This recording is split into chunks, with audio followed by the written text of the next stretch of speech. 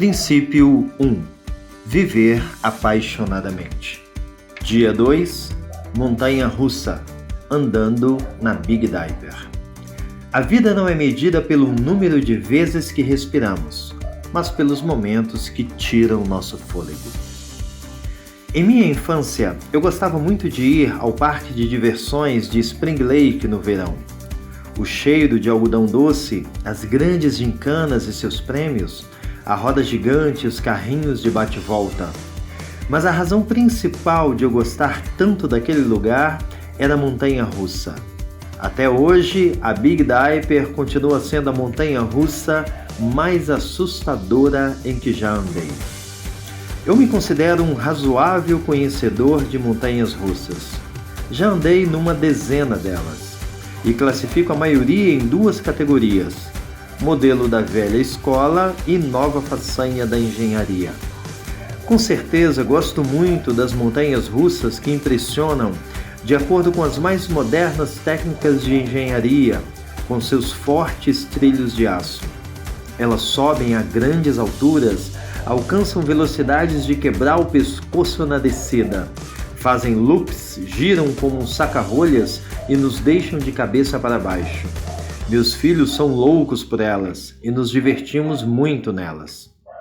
A Big Dipper, porém, era definitivamente da velha escola e não tinha nenhuma das características de suas equivalentes modernas.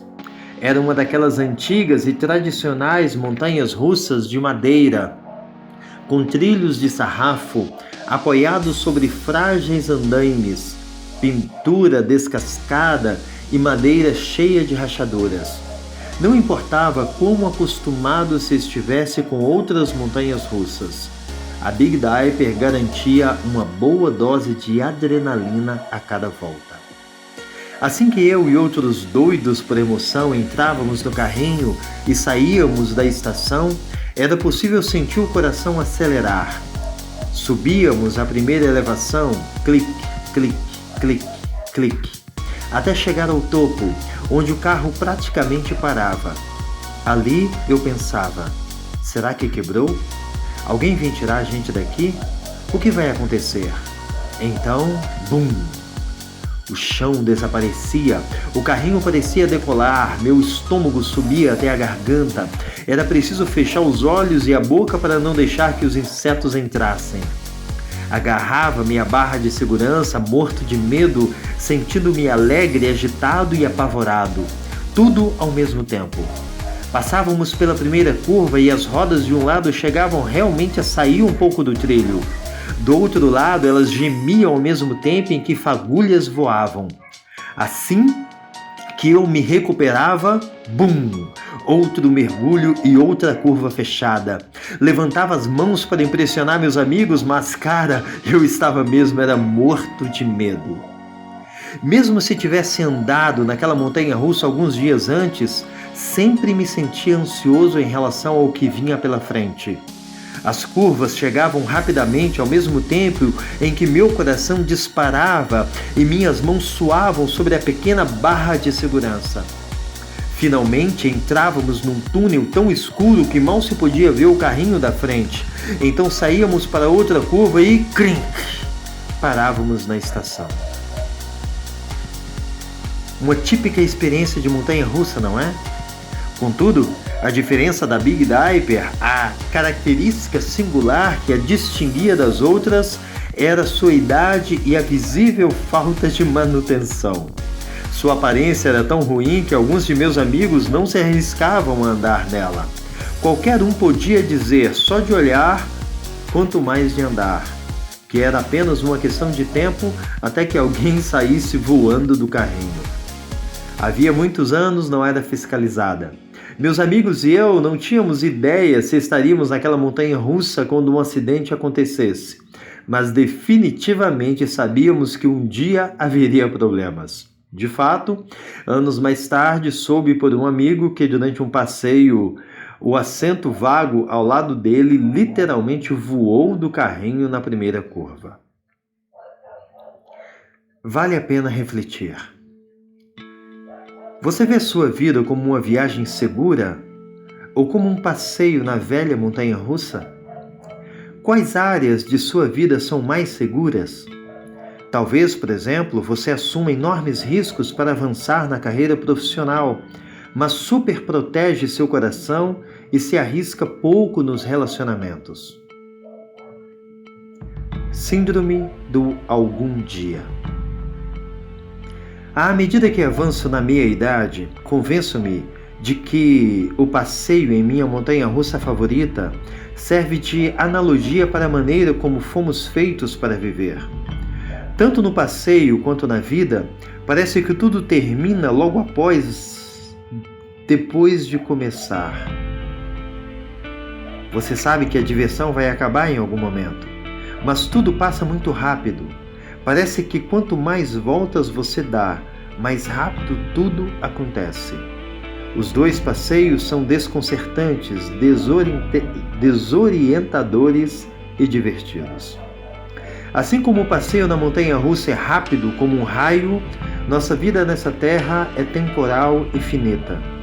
Trata-se de uma parte natural da experiência do ser humano. Nascemos e no final de tudo, nosso corpo vai morrer. Em vez de achar isso depressivo ou desestimulante, você pode ser verdadeiramente livre se estiver disposto a enfrentar e assimilar essa verdade sobre a vida. Ela vai acabar. Ela vai acabar. Pelo menos na forma como a conhecemos aqui.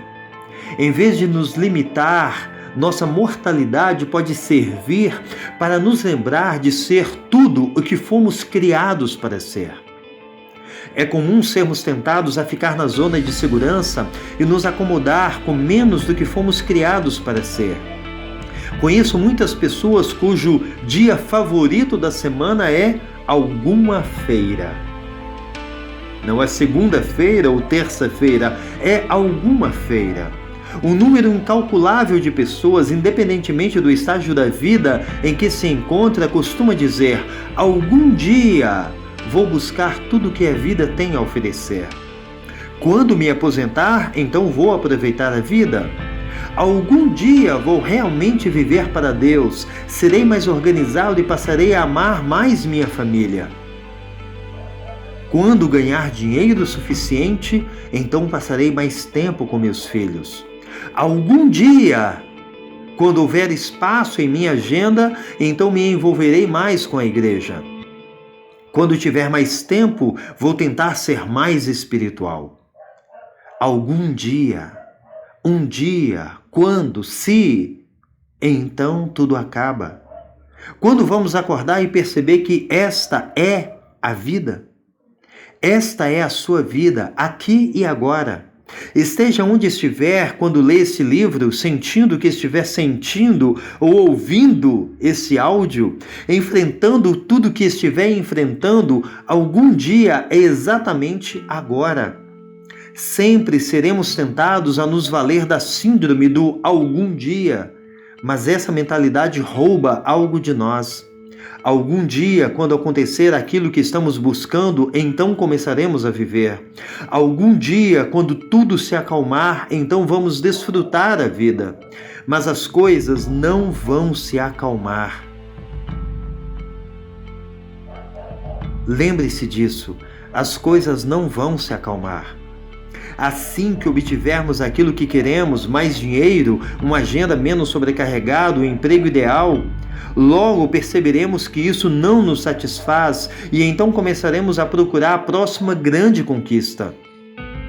Deus não planejou que ficássemos simplesmente à margem de tudo, vendo a vida passar enquanto imaginamos a razão de não estarmos mais satisfeitos. Deus nos criou para assumir riscos pela fé e para vencer os gigantes que nos paralisam de medo. Devemos ser como aquele adolescente que deu um passo à frente para desafiar Golias numa luta de vida e morte. Apesar dos milhares de homens do exército israelita, Davi foi o único a ter coragem de enfrentar o gigante. O rei Saul deveria ser o escolhido para lutar contra o herói filisteu. Mas muito tempo atrás, ele havia deixado de seguir a Deus, ficando totalmente distante. Agora estava na zona de segurança. Saul disse a Davi: você não pode lutar contra esse filisteu. Você não passa de um rapazinho, e ele tem sido soldado a vida inteira. Ao pensar nisso por um instante, é fácil perceber que Saul estava certo em sua avaliação. O que Davi queria fazer parecia ridículo. Se estivesse ali, você teria dito a mesma coisa. Davi, não seja ridículo, seja razoável. Ele vai fazer picadinho de você. Saul e o exército de Israel estavam agindo com base na razão. Davi estava agindo com base na fé. Quando você age pela razão, tudo que você consegue enxergar é o tamanho dos gigantes. Se estiver agindo pela fé, tudo que consegue ver é como os gigantes são pequenos se comparados com Deus. O que diferenciou Davi dos milhares que estavam ali naquele dia foi uma fé ridícula. Deixe-me humildemente sugerir que a única maneira de derrotar os gigantes que se colocam entre você e a vida para o qual foi criado é a fé ridícula. Saul e o exército de Israel olhavam para a vida tendo o chão como referencial. Quando você olha para a vida a partir do chão, os gigantes preenchem o cenário todo. Davi, em contrapartida, olhava para a vida da perspectiva de Deus.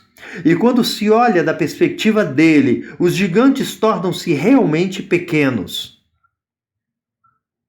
Quando olho para a vida a partir da perspectiva de Deus, começo a entender que a vida de fé, que todas as outras pessoas chamam de ridícula, é a única maneira razoável de viver. O mundo diz: não seja ridículo, seja razoável. Não se destaque, não corra riscos, haja com segurança e faça da segurança e do conforto seus principais objetivos na vida.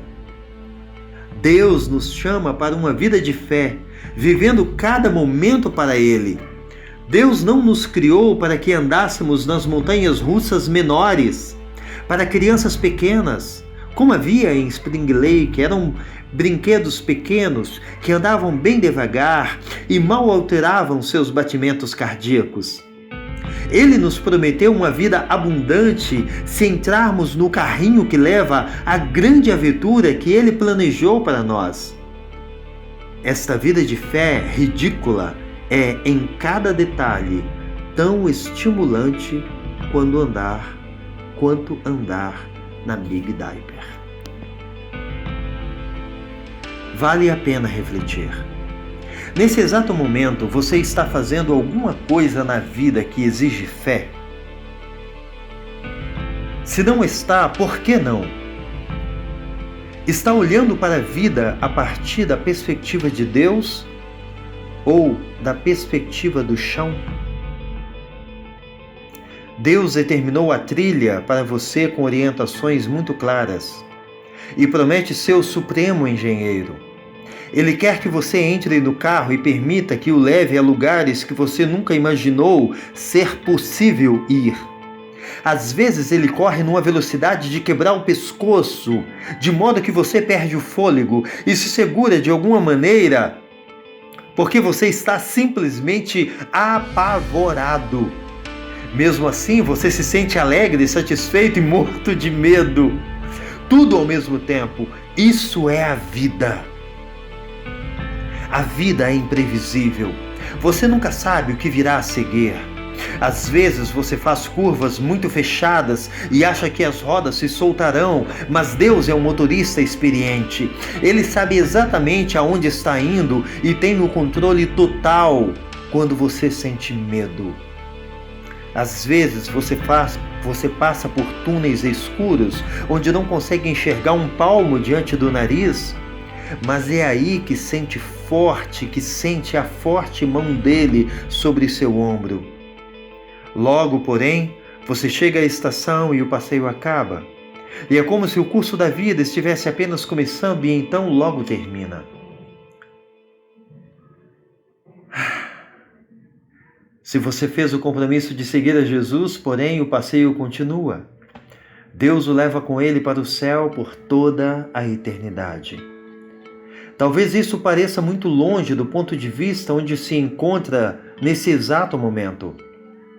Por causa da circunstância da vida, talvez se sinta como alguém que já pulou da montanha-russa e quebrou a cara no chão. Porém, por mais difícil e assustadora que sua vida possa ser agora, Deus ainda está presente. Ele se preocupa com você além do que se possa entender ou imaginar. Se soubesse que tem apenas um mês para viver, você não deixaria a zona de segurança para trás e iniciaria o passeio que acelera seu coração? Você não gostaria de participar de um passeio que trouxesse satisfação, com alegria, com medo, com um nível de envolvimento que lhe permitiria saborear cada momento? Se você soubesse que tem apenas algumas semanas de vida, não creio que seria capaz de cultivar a síndrome do algum dia. Quero desafiá-lo hoje a enfrentar seus medos com a fé ridícula e assim realizar o passeio de sua vida. Para toda a vida. Primeiro exercício.